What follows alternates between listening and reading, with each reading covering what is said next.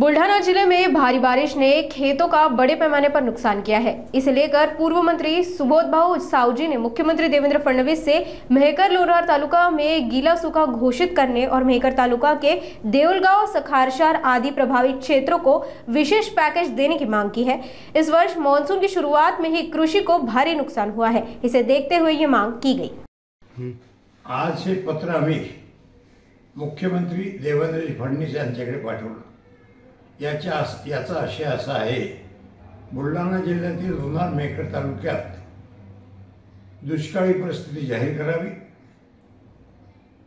मागचा सर्वे झाला, हा झाला नाही झाला बरोबर झाला, आणि जो झाला त्यांना अजून अनुदान भेटले नाही।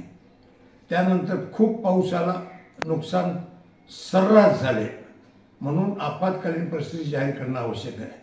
त्यातही देळगाव सखरशा भागात पूर्ण जमीन खरवून गेल्या, पीक वाहून गेलं, तर यांना आपत्कालीन परिस्थितीमध्ये विशेष मदत देण्याचे जाहीर करावे।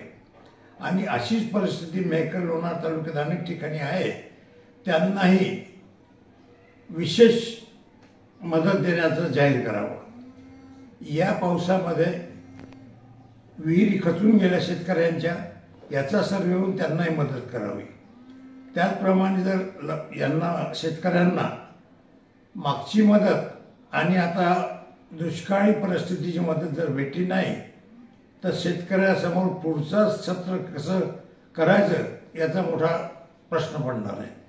त्याचप्रमाणे जिल्हाधिकाऱ्याला सूचना देऊन मेहकर लोणार तालुक्यात जिथे नदी आणि नाले आहे, या काठच्या घरांना सरसकट 50,000 रुपये किंवा 1 लाख रुपये देण्यात यावं। यामध्ये कोणताही निकष लावू नये, तरी आमची मागणी लवकर पूर्ण करावी हीच अपेक्षा।